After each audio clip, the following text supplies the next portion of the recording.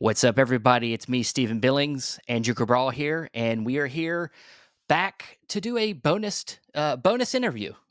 So, we figured we would. There's some interesting news last week from Fun City Editions, and we thought this was a great opportunity to get the man himself to come on and talk about them recent announcements, and also talk about the year in review of Fun City Editions from 2022. So let's bring in the man, Jonathan Hertzberg. Hey, what's up, Stephen and Andrew? Thanks for having Hello, me hello. back. Oh, of course, man. We enjoyed the last time we had you on, probably right around this time last year.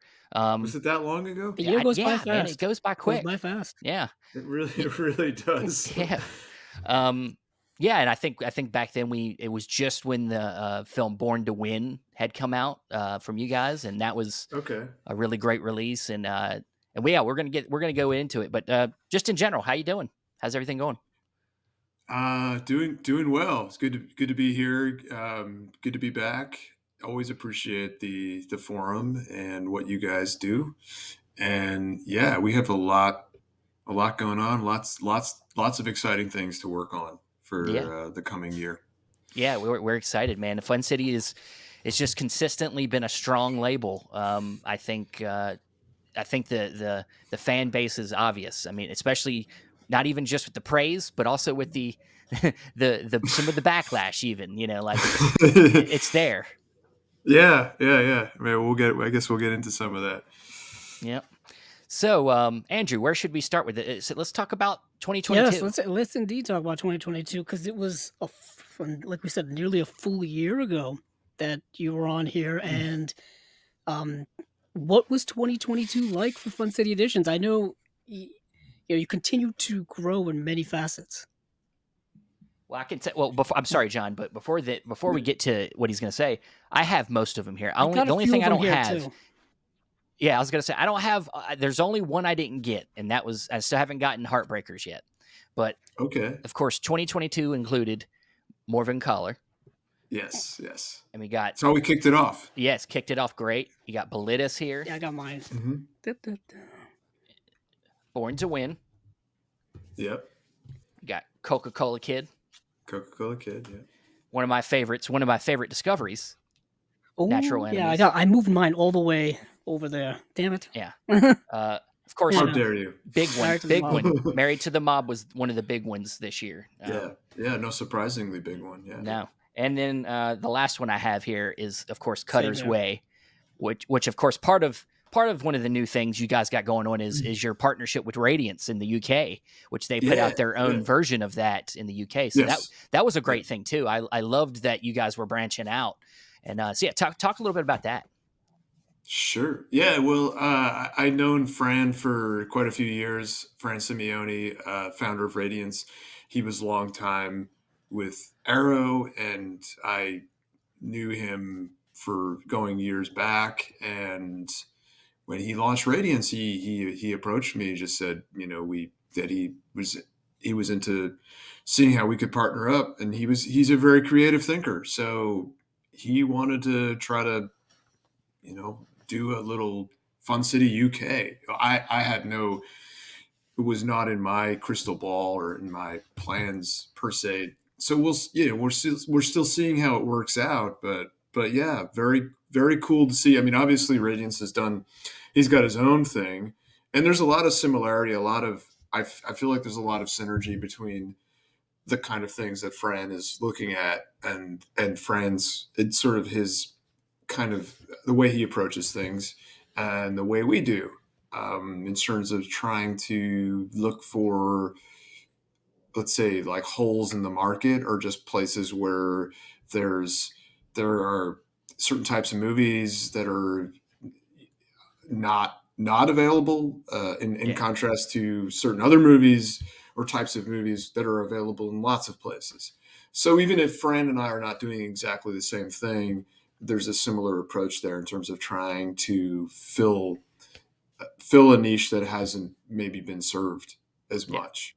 And so yeah, it was awesome to team up with him, and really that's all, that's his vision. So very cool just to just the idea that there's Fun City, UK. Yeah, yeah. Yeah. Yeah, it's I think another thing is definitely attention to detail that you guys both share, and caring about the context. The special features are very important, I know, with both of you. Um, Mhm, mhm. so it's I think it's a great match. And of course, he's also extended that to what's the name of the label? It's like Moawe or something. Oh, God, I just So butchered that. I know. maybe It's let me a go take it's a like look. Yeah. a it's like African films, I believe is the Yeah, I know I've seen them on social media and whatnot, but Yeah, I don't wanna butcher the name Mabu either. Films, and they put out Man Okay. Marked for Death 20 years later is the first release from that line. yeah. Okay. Um, Stephen, we covered it when it was Yeah. announced. I actually got to see it, the movie, and it's a documentary. Okay. Um, yeah, it's a Okay. documentary. It's a fascinating documentary um, about the director who had gone to make a film in Brazil. No, is this? Yeah, yeah. This is the film that was when it was somebody who went to make a film. Eduardo Coutinho went to make a film in Brazil, and there happened to be some type of political military coup, and then the whole film kind of fell apart. And then he returned 20 years later to try to see where everyone was who had worked on the film. And you just learn about the family that the film was set around and what their status was and the status of the people who worked on it and all kinds of stuff. It's a fascinating documentary from Brazil. Uh, Yeah. Hmm. And that's their first Yeah, release or that's the one of their first first release from releases? Mabu Films, and they teamed up with Radiance, a Okay. la, Fun City, to kind of put that out. Kind of just in the Mhm. same vein of putting out films that maybe a lot of people haven't seen, and I know Yeah. a lot of undiscovered films or forgotten films, which I know has been kind of Fun City's thing, is kind of plucking from obscurity for the most part. A lot of the stuff that you've been Yeah. doing, getting into more familiar films lately, though, was that ever kind of a conscious choice? Specifically, Jonathan Demme's, Married to the Mob is a hugely well known. I remember the buzz around that when you announced that that was coming out. Mhm, mhm, mhm. Well, I mean, first of all, Marriage to the Mob was like a much bigger. There was it was a much bigger success than I thought it would be because it had come out before. I'm a big Jonathan Demme fan. Nothing original there, and I loved the film, and I just felt like we were in the MGM catalog, and it was a title that had come out previously in a bare bones version, and it was out of print. So it just and it just checked a lot of boxes for things that we've done and that we're interested in. So I didn't think of it as being necessarily a bigger film or a more mainstream film per se than other things we've done. I mean, I would say that if you look at our catalog overall, there are some films that are obviously better known than others. There's some filmmakers that are better known than others, but I think overall, the films fit as far as being, I don't know. I mean, I've talked about this with a couple other people recently. I mean, our main focus, I feel like, is on. Um, I don't know. I guess I would say films that are more ground level, films that are smaller scale. Obviously, a lot of dramas. I'm interested. I think I've always been drawn, or long been drawn to films that that nowadays get called small scale or small stakes or what have you. But I don't agree with that. I mean, I think a lot of I think a lot of those films often have the most uh, devastating little moments in them, and the most sort of the things that really sneak up on you, even though they're so-called small movies or low stakes or low ambition movies. So I don't know if that's exactly the question you asked, Oh but yeah, yeah, yeah. Just kind of like getting your idea of what the focus has been on and what the focus kind of is for Fun City. It seems to be diverse. it is diverse. I mean, I sometimes, I mean, I do. We talk. It's something we talk about. I talk about with other folks like you guys and with friends, and I think overall, um, similar. I just read an interview with Fran actually from Radiance where he was talking about sort of trying to target some types of films and film things that were not really being targeted, or things that were just sort of being missed. And I think we're doing a similar thing. I think it's not like really, but I will say that it's not super calculated. I mean, at the end of the day, it really comes down to things that I have responded to for many years, long before Fun City existed. And it's just the types of movies that I like to revisit. And it just so happens that a lot of those films weren't really being addressed maybe so much by other labels. So it's not been calculated, and it's still sort of hard to pin down. But I think people who know us at this point, or who, they get it. They get it. There's certain people that kind of, it's so funny. Like sometimes I just get suggestions in social media or on forums and things. They're like, why don't you think about this movie or that movie? And, sometimes it's not stuff that I've thought about, or it's stuff that I think, nah, not for us. But oftentimes they're like, they are right on, and so they Yeah. are suggesting things that either we're working on or that we've thought about. So there's definitely people that sort of seem to have, even though we're sort of hard to pin down, there's people that have kind of gotten it's kind of it's not a it's not a it's not a totally definable thing that we've been doing.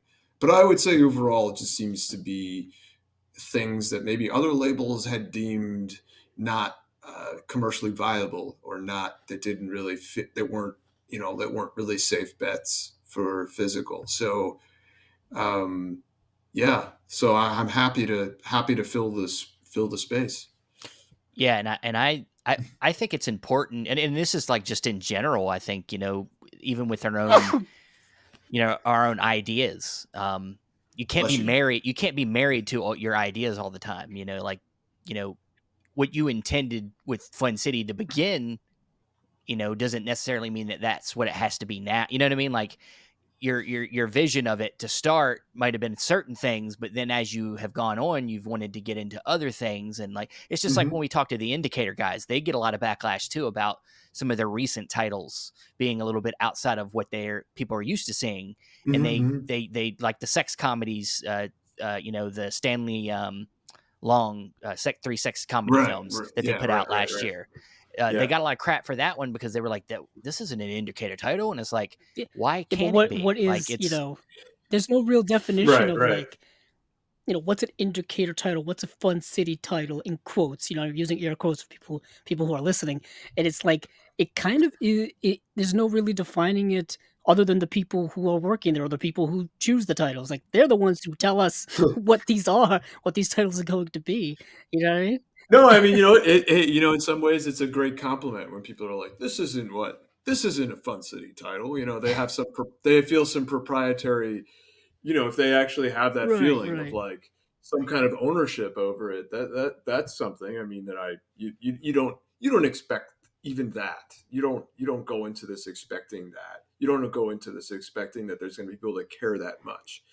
So a lot of it is from opportunities that come to you, also responding, you are responding to feedback from customers. You're, of course, you're discovering new things yourself.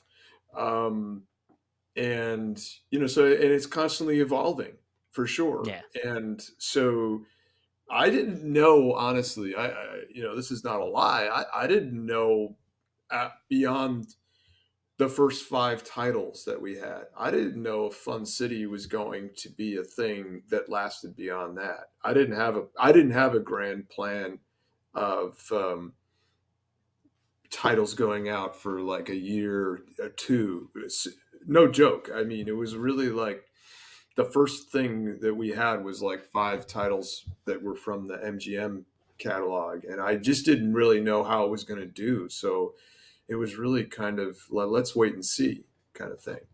yeah. So It's not like your buddies, the Canadian International Pictures guys that have this archive from in Canada. That's just and that's their focus. It's Canadian films, and they have this yeah, yeah, just stockpile of things to choose from. You're looking at this particular area and time and type of film. Small. I would say even I think one of the things you guys do really well is films that are very much character study films. Hmm. Hmm. Small, looking at real people, Hmm. going through real problems. Right. And Right. that's what I love about. I think that I connect most with the line of Fun City Edition so far is that most of the films seem to connect with real people. They're like all real people, stories about real people, and Yeah, yeah, yeah, yeah, yeah. I love that. Yeah, no, I'm glad you. It's really good to hear that. You hear you sort of break it down that way, yeah, for sure. I mean, that's what I was talking about before. As far as just a lot of movies that are kind of that are ground level, street level, very approachable. They feel like they could be about you or yeah, people you know. Yeah, they're obviously the furthest thing from comic book movies, and which is not to say I don't enjoy some of those or once in a while, but yeah, I mean honestly, everything I've been doing for the most part with everything that we've done at Fun City, on it, in the simplest in the simplest terms, it's really just sort of following things that I have a feeling for, that I like, that feel right. yeah, There's not a grand there's not like, oh, I'm going to go totally outside of the box here and do something that I don't really believe in, but it's good. It'll be good for business or something like that. It's mostly just, I mean, honestly, it's really just going by instinct at this. I really did not have as I've said, like a master blueprint, and everything that's happened, all the response has been, for the most part, the most pleasant surprise. Really, I mean, I'm not being falsely, like, uh, uh, it's completely honest. Like, I've been blown away. I honestly, like, I've been flattered and surprised and just like totally beyond my wildest dreams. A lot of the response we've got, just the fact that you guys have asked me to come on here twice, Mm, for nah. I mean, instance, seriously, nah, all that stuff. No, no, I mean, it's just because honestly, I didn't. I worked in this industry for many years before this, but I wasn't really working in home video. I was working more on the theatrical side of things. I was a collector. I had some ideas about things that I would like to see, but I didn't have the platform. I didn't have I wasn't in the place to sort of see those things come to fruition until Fun City. So I really didn't know how it would work. So it was really kind of, that's why I'm saying honestly, I didn't know if it would go beyond 5 movies, because I was like, are people really going to be as into, are people going to feel Jeremy and I Start Counting as much as I do? I don't know. So yeah. I mean, but I think you came at the right time because I think, um, I think a lot of collectors out there are getting to a point where I would say a lot. I hear a lot from a lot of collectors. I hear that discovery is definitely one of their top priorities. mhm, Um, they have everything. A lot of big time collectors already have what they like. It's what they mhm, don't know that they like yet that they need help with. And mhm, so I think what you're choosing, your curation is just what a lot of people are looking for. And I yeah, I think that's you're going the right I, direction for me. That's I why I hope I keep hope buying it them. okay. I hope it Yeah, stays that way. I think for Well, the I mean, most so yeah. sometimes look, I don't see the Fun City train stopping. I mean, I think the buzz, at least from my perspective, I can only speak for myself. Any hit for from his Mhm. perspective in that Yeah, basement. the Meth every time den. there's a fun That does look like a it is basement. indeed, it is indeed. I gotta It put my looks and movie it's like a somewhere. very comfortable chair you're in. I gotta put my movie somewhere. But when it comes to Fun City, just hearing the name automatically Yeah. has a positive feeling for me, and I'm pretty sure that that same feeling. Even when it's like a total grim downer movie Oh, like I Natural the thing is, Enemies, right? I That's I dude, we gotta I talk I bring about up we gotta Natural talk about Enemies as natural many times enemies. as I can, because when I saw the movie, one, I had never heard of it before, so, we're just talking about movies you Mhm. discover, but I've always had an Yeah. affinity towards really, depressing, sardonic, just, really eat you alive type of movies, and Natural Enemies is probably Those are my yeah, good it's like time Natural happy Enemies is movies. probably one of the most pessimistic, life is terrible and you can't escape it outlooks you'll ever see in a film. Yeah. Yeah. And, so that's the way I describe it to people. I'm like, "If you want a downer, Mhm. it doesn't get much downer than this." And it's Hal Holbrook, and it's just like, what an incredibly just dour film. And it came out in an era by, I believe, the late '70s, which a lot of the films back Yeah. then were like these dark, gritty films, so it was in the proper era. Yeah, yeah. And No, and thing totally, it is was, yeah. It was independently made, that was yeah, maybe and the I believe difference. yeah, and it was and life hasn't gotten that much more optimistic since that era of culture and life. I mean, where, just the way the world is now, that You were just Mhm, talking about mhm. Fun yeah, I City. know God, if just anything, say it's an Fun City to oxymoron yourself. because it's not Fun a fun City. movie, but it's put out by Fun City, but it's yeah, Natural Enemies is just I think one of the best titles you put It, out. It's just honestly, it's an incredible movie. I know we're saying how downer it is, but it really it's isn't. I mean, so like, bold. because yeah, how bold it is, how edgy it is. Like Yeah. you're like, Jesus Christ, they're really going there. Like the Don't scene give it where away, he like Steven. daydreams about going into the room and shooting his whole No, family. jeez, Like Steven, give it that's away. like Well, I mean, Jesus that does play into the Christ. Like premise. It's in a Yeah, it trailer also too, gives so it's not yeah, it's that's not ruining. It's not like this the is plot of the the film, but no. No, Sixth we put Sense or something. this is in the synopsis yeah, on the I was back just of gonna the say it cover, and does yeah, say literally yeah, that, but it's more of the yeah. journey that Hal Holbrook's character takes the internal Yeah, battles and the fights within himself, Mhm. and no matter what, constantly hitting that wall where, you know what? Nope, life isn't worth it. You know what I mean? Just everywhere you turn, you just hit something, and it's just unbelievable how he gets to that conclusion. And I find it so contemporary in that idea because we do see a lot of people who, they don't do specifically what Hal Holbrook does, but they have that negative, pessimistic outlook on life, and it just drags them down, Sure, and sure. it's just Oh, yeah, yeah, yeah. incredibly contemporary. Well, I think it's much more I was very young when this movie came out, so I can't really speak to that time specifically, but I feel like all of these things are much more out in the open now in terms of like the you say the negativity, especially with social media. It's sort of like almost like it almost encourages the most negative and pessimistic and sort of hateful and just angry kind of outbursts and expression out which at that time obviously you didn't have Twitter and you didn't have all the other uh, online outlets for people to do that. So yeah, um, God, let's try to Yeah, bring bring it this back up. conversation back to something hey, look, I positive got here. you right Yeah. here. I got you. One of the other ones I really loved, Coca Cola Kid. Now, Yeah. I'm a Pepsi. I work for Pepsi, so first off, you Oh. offended me right away. But didn't Uh, you like that scene where the guy's wearing a Pepsi shirt in the movie, yeah, and yeah. Eric Roberts is like, "Why is that guy wearing?" He's like, is he just trying to screw with me? Is he messing with me wearing the Well, what Pepsi it does shirt?" is it gives me a lot of ammo for the Coke people that I run into all the time. So Do you I guys like do I you know Oh, about the I you know like about. cross paths on the battlefield? Like you're out there and It's not like that. Honestly, the Coke guy's my best friend Oh, out okay. there. We're like yeah.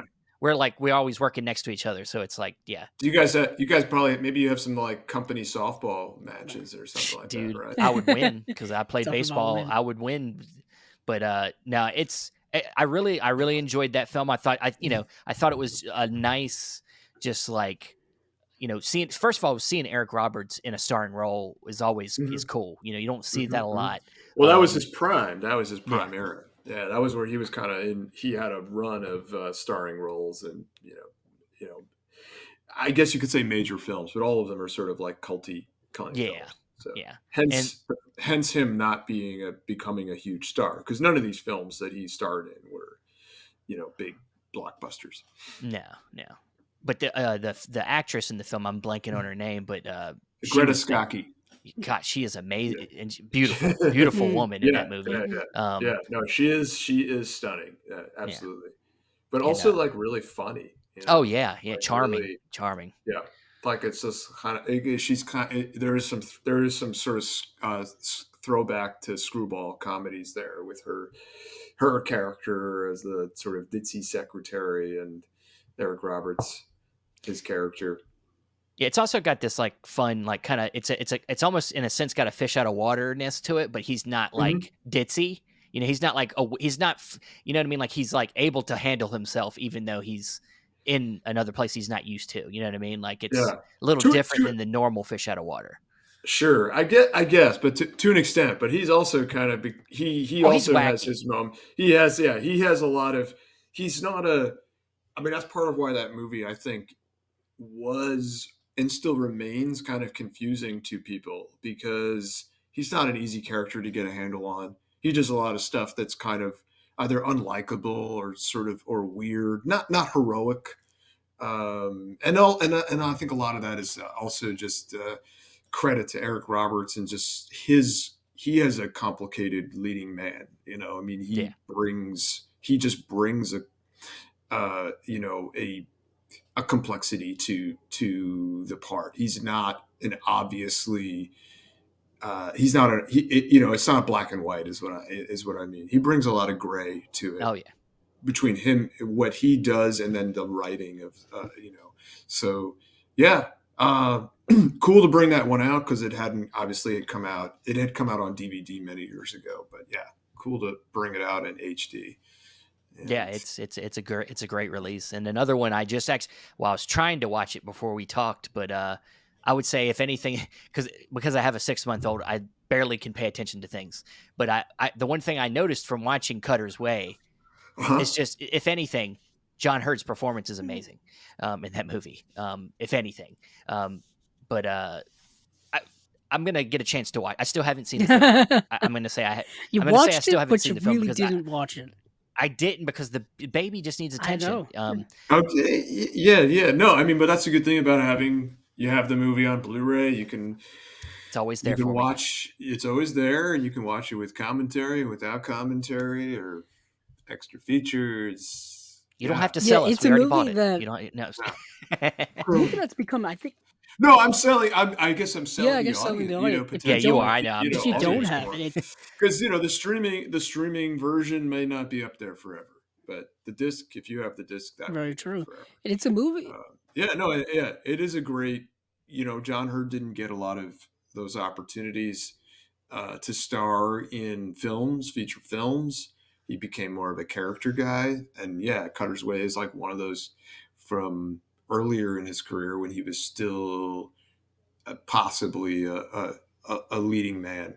Um, Yeah, so there was a Criterion that just came out that I saw him in. Chili Scenes of Winter. God, yeah, he's yeah. he's amazing in that too. Like, Love, yeah, I'm a huge fan. Chili Season Winter is a major favorite of mine, and yes, if it wasn't for Criterion, it would surely be a Fun City yeah, release if the opportunity was there. yeah, Yeah, for those of you listening who haven't seen Cutter's Way, obviously it is available through Fun City Editions. But I guess another selling point of that movie is a very young Jeff Bridges is in the film as well. So if you Hmm. I if don't you know who want a that little guy more, is. I guess Whoever that guy is. household name recognition, you get a little Jeff Bridges action. I Um, and I can say hmm, this: super sexy in this movie. He's at yeah, his he sexiest. was Is I Jeff mean, yeah, Bridges. he was a very very handsome individual back in the day. But probably Had to the this day stash he is. You going. know what I mean? Yeah, I mean, he's still But also kind of seedy in this very movie much too. so. He's yeah, he's hot, but he's kind of greasy too. yeah, Very yeah. much. But he's living on, I mean, he's living in like a yacht basically because he's supposed to be a yacht salesman.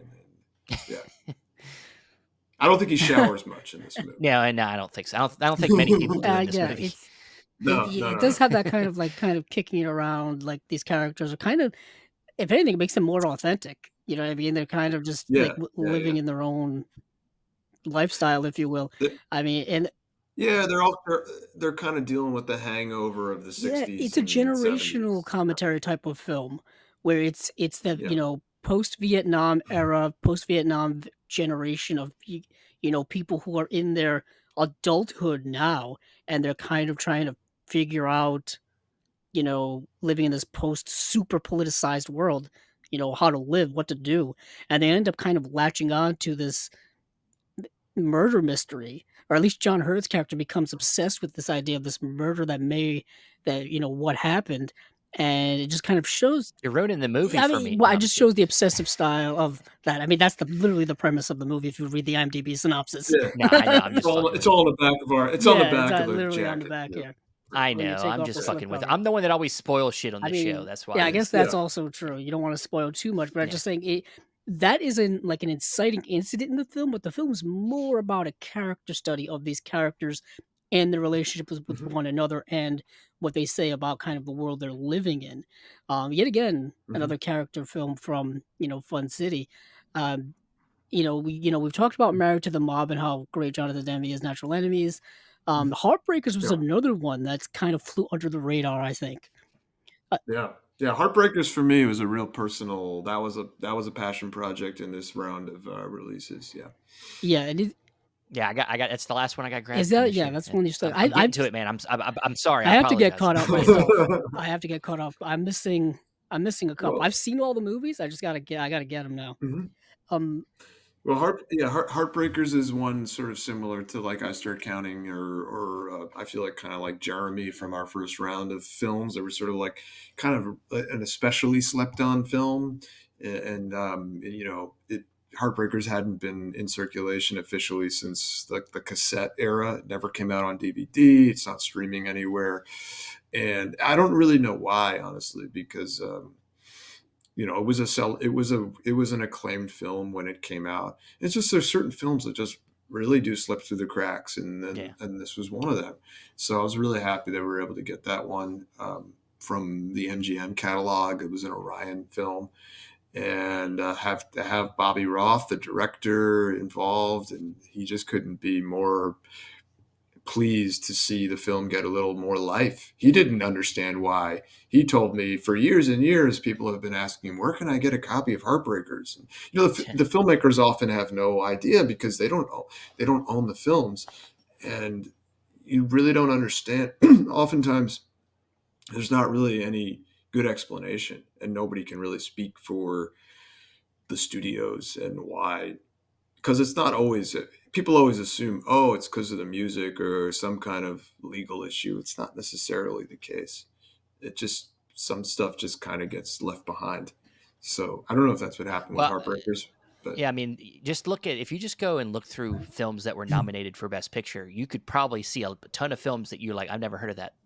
You know, Mhm. even movies that are nominated for Best Picture, sometimes they slip through the cracks and you don't even ever hear about them again. there are Um, Mhm. oftentimes but movies that win the Oscar for Best Picture, and then they are completely forgotten about 5 to 10 years later, or whatever the case may be. Right. So And then the ones we talk about are ones that never got yeah, nominated at all, and then the yeah, ones at the other end of the spectrum, oftentimes. which we talk about all the time, because it Yeah. all depends on what hits the zeitgeist at the time, and then what stays with us generationally.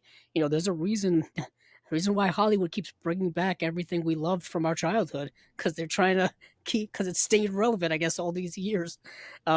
But yeah, Heartbreak is a film I had never heard of before, and it was a film that I know a lot of '80s enthusiasts really, really liked, Mhm. and they were kind of really buzzing about it when it was announced. For those of you listening who haven't seen the movie, it's and yet again another film which is a character study, but it's relationship of a friendship of a strong friendship that kind of goes through its ups and downs based off of kind of a love triangle that kind of happens, and you kind of have to navigate that.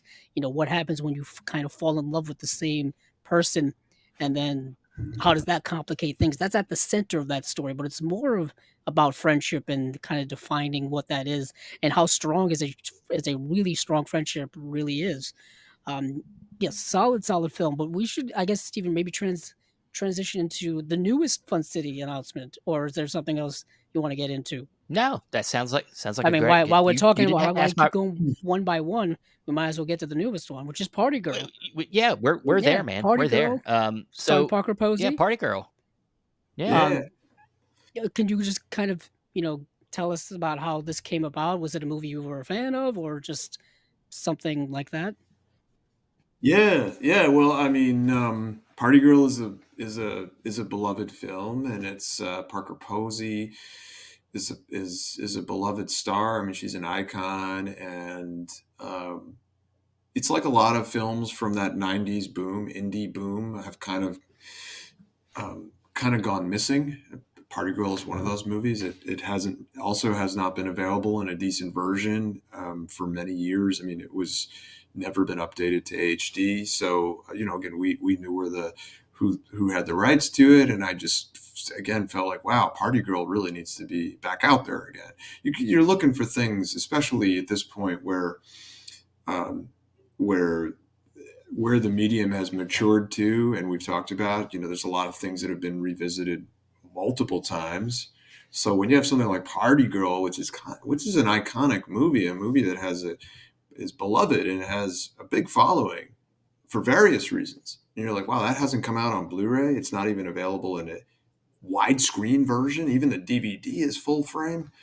That's just like that's just catnip. That's just an obvious thing to try to go for. So yeah, it's just like one of those things where I feel lucky that nobody did it before. Similar to Morvern Collar or Michael Ritchie's Smile, things like that, where you just feel like I can't believe that nobody else did this already, and just thrilled and tickled to be able to put it back out there. So yeah, so Party Girl, we just announced it. It's gotten probably our biggest response of any title so far, Oh, wow, and great. I'm all for yeah. No, no, I'm not kidding, and it's exciting because anytime you can expand your audience and just get more awareness for the company through a movie like Party Girl is one of those movies that does that. There's a lot of people. Obviously, we've built we've built quite an amazing audience, and but of course, again, we're in a niche of a niche, as I always say, with in this what we're doing here in this putting movies out on Blu-ray physical media. So anytime you can have a movie like Party Girl that has an awareness and has a fan base and that goes beyond that niche.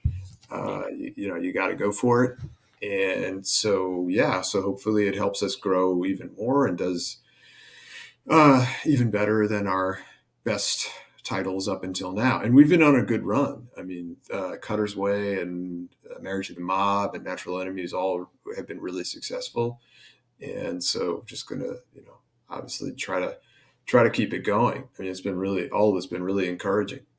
That's good. That's good. And I of course, you talk about expanding the audience. Of course, along with the title announcement, there's also been a partnership, another partnership that you've announced, and that was with MVD. Yeah, Um, yeah. and along with that, the announcement for the release, I noticed was the trailer was released by Letterboxd, and I'd like to know about how that all happened. I don't know Oh, if sure. that Yeah. means more than just what it was or what, but yeah. Well, well, for first of all, like Letterbox have been fans of ours. We've gotten a lot of good coverage from Letterbox. I look at Letterbox like all the time. I use it as a gauge. I like to see how people are responding to our releases. Um, the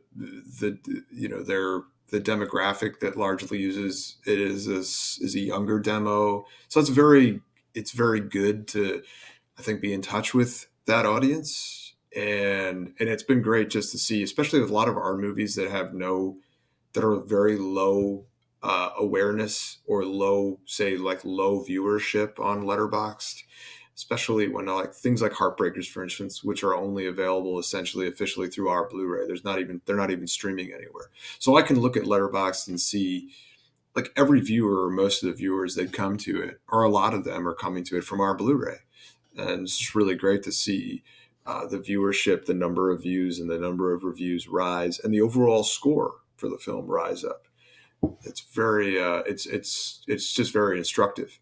And so anyway, Letterbox is they've tagged, they've in social media and whatever, we've engaged with them, and because this title was not coming through OCN, and we weren't beholden as much to sort of like the way things work when we're doing a release with OCN is you announce, the release is announced on the first of the month, and it goes up for sale then, and that's sort of where the news breaks.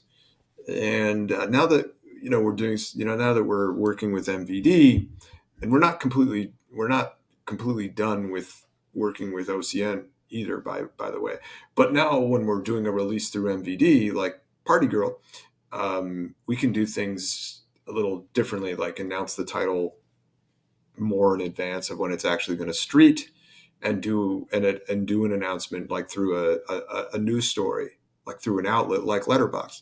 So that was essentially it. I knew that I knew some of the folks at Letterbox. There's a editor over there, Mitchell, who's a huge fan of ours, Mitchell Beaupre, and he's been very generous, tweeting and writing about some of our releases in the past. So I brought it up to him, and he was very uh, very happy to help spread the word. So that's how it went.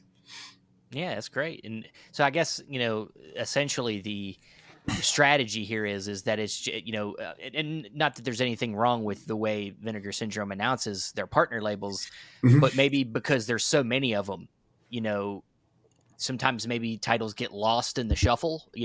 There's 22, say there's 20 Blu-rays that get announced from the partner labels in a There's a day. lot. Yeah, there's a lot. Yeah, so Mhm. you branching to MVD and being able to have that, autonomy to kind of advertise yourself a little bit more in advance by itself. It creates a better opportunity for people to discover your announcement. I think that I Right. would, yeah, Yeah, yeah, and absolutely. And I mean, listen, I mean, Party Girls is a very much like a title that was a perfect one to do it with, because that's a title that has already a notoriety and has an awareness and has a fan base. It's not to say like every title we might have something else and nobody's going to bite. Nobody's going to be enticed enough because it's not a sexy enough title. But this was a case where, it was Party Girl. So yeah, I was very happy to be able to um, sort of be a little more independent and be able to break the story. This is actually kind of a traditional way of breaking news, to be honest with you. yeah, It's not that Hmm. radical. So. yeah, yeah, yeah.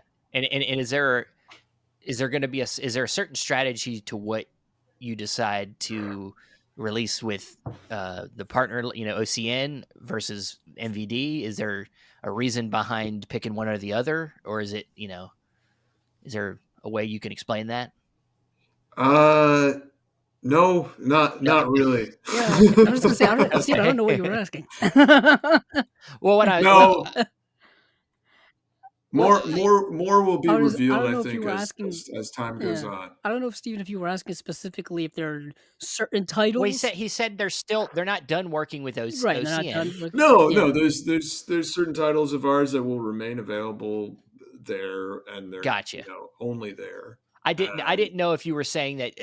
You're exclusively distributing through MVD now, or is it some titles are going to go through MVD, some going to go through Vinegar Syndrome's partner labels? I didn't know if that's yeah, what was right, happening. right, Yeah, yeah, yeah, yeah. okay, So yeah. for anybody Mhm. listening, you can still buy all of the, I guess, current titles that are available through Vinegar yeah, yeah, Syndrome's partner labels and Right, OCN and all right, that stuff. right. Whereas Party Girl is on MVD's website, because I know there was a lot of yeah, yeah, confusion with a lot of collectors Yeah, about, yeah. because they knew Party Girl dropped, they just didn't know where they could get it because they're so used to going. Right, because they didn't see the letterbox story.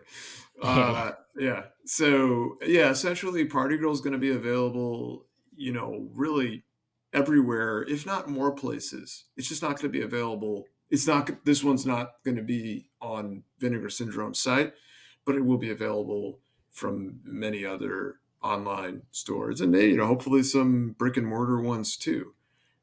We'll see. So yeah, I mean, essentially the difference between, or one of the differences between MVD and OCN is OCN is and Vinegar Syndrome are a label that branched more into distribution, and MVD is more a distributor first. They have a label, they do some of their own stuff, but they're primarily a distributor, and their focus is more uh, on expanding the wholesale accounts, getting the stuff out to as many other sites and other shops as possible. Not as much direct to consumer. Obviously, with like Vinegar Syndrome, they've obviously really perfected the direct to Mm. consumer model, and people go to Vinegar Syndrome specifically to the site to buy the Vinegar Syndrome titles and the partner label titles. And with a more traditional distributor, it's not it's more about like getting the product into as many shops and websites as possible. So I mean, so we'll see how it goes. Hopefully, it means that we end up in more places than we were before. We'll see.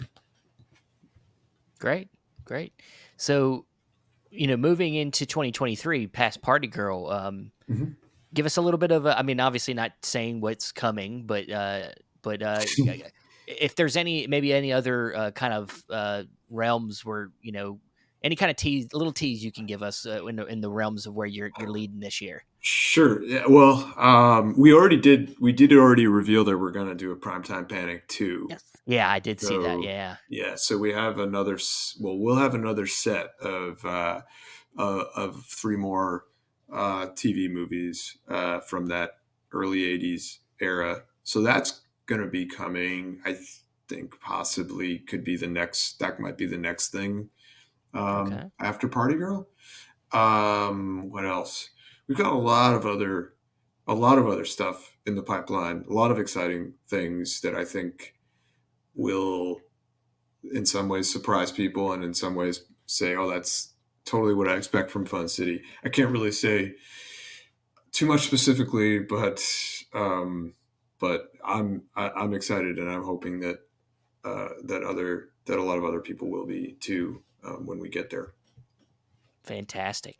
And should we expect um, more UK titles coming to Radiant's partner label I, situation? I can say right now it's just the three that are have been announced. Hopefully, there's more. I think Fran has got a lot on his plate, Yeah. and I think from what I can gather, reading his interviews and such, that he's got a lot with just Radiance proper to Yeah. deal Yeah. with, and a lot of and so yeah, so we'll see. Hopefully, yeah. But we have a lot of other irons on the fire here, stateside. So yeah, we'll see. That's all I could say. All right. Well, that sounds good, man. Well, Jonathan, we very much appreciate you joining us again. It's always a pleasure having you. Uh, and everybody, listeners out there, please go visit Fun City Editions anywhere. You that, like you said, still have previous titles on the Vinegar Syndrome site, but now moving forward, we have MVD is the partner where you can go check out Party Girl and some other things coming soon. And yeah, apparently you need to keep an eye on Letterboxd.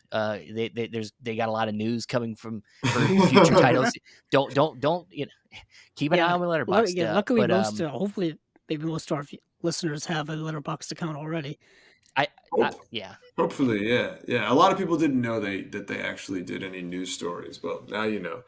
So yeah. Follow them on Twitter. They'll post everything there, I'm sure. So, yes, but of absolutely. course, Yeah. like you said, a lot of other outlets. I noticed you were posting links about from Amazon and Hmm, some hmm. other stores that are going to be carrying Our Party Girl. So, sponsor, Orbit uh, DVD, will has yeah, their yeah. Oh, titles. Orbit sure, sure. DVD. Oh, absolutely, absolutely. Diabolic has it. Yeah, it'll be available in plenty of places. I know we have a lot of concern, and I, I, th- I think that if want to find the title and find it at a price that works for you and shipping that works for you, I'm pretty sure there will be somewhere for you with our titles Yeah, going I forward. don't think there are many options now for all of your collecting needs. So obviously, out there, choose the one that's best for you, the one you want to go with. But yeah, we're living in a time where these things are accessible now more than anything, which is great. So whether it's Fun City or any of the other titles that you want, there are places to get them.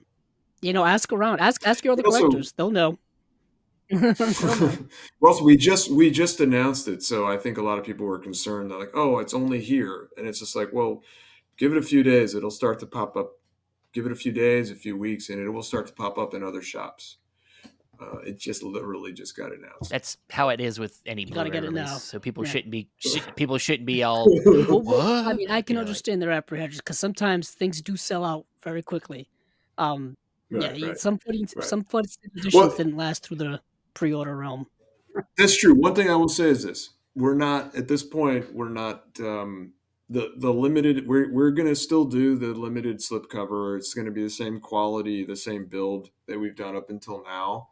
It's just not going to be only available in one place. Okay. So, as we're in the past, for the most part, the limited slipcover was at Vinegar Syndrome. For the titles that we're not doing through OCN, the slipcover edition will be limited, but it'll be available more I was just gonna widely. ask, will it be So, the same, number of copies, or is that expanding in any way because it's a different outlet? Does that factor into things? uh, no, I mean, it's really honestly, we played around with a lot of different numbers. As you probably, if you look at our site, if you look at the Fun City page at OCN, you'll see certain movies had 2,000 slipcovers, and certain movies had 3,000, and certain movies had 2,500, and certain movies had 1,500. So it's kind of like not an exact science, and I think there was kind of like and it might change from title to title. So I couldn't tell you Mm, that it's going to be exactly this number and only this number. I can say that the last few movies we did have been 2,000 unit slipcover runs, and that seemed to have been a pretty good number because like Marriage to the Mob and Natural Enemies and Cutter's Way all sold very well at that quantity. So you know, but I can't. It's not going to suddenly be like mm, 5,000 yeah. slipcovers or something like Yeah, that. that's That's a going lot to of be titles to move. That's a lot to make and a lot to move. I do have to say yeah, thank you for fixing the aspect ratio on Party Girl because all of the places that it's been available to stream over the last couple of years have all been 4 by yeah, 3, and I as soon as I yes, saw that, yes, yeah, can't watch it. So I was able to finally watch it in proper aspect ratio. Uh, yeah. No, it hasn't been available in the proper aspect ratio. I don't think ever outside of theaters. So yeah, well, another reason to investigate Fun City Editions, guys. Once again, thank you, Jonathan, for joining us. We'll get you. We got to mhm, do this again, of course. Maybe we get near the end of the year. We come back and we do kind of a year in review again mhm, or something. okay. That'd be that'd be Thanks. great. Yeah, I'm awesome. happy to. Thank you, guys. So that's it for this bonus interview, and everybody out there, have a good night.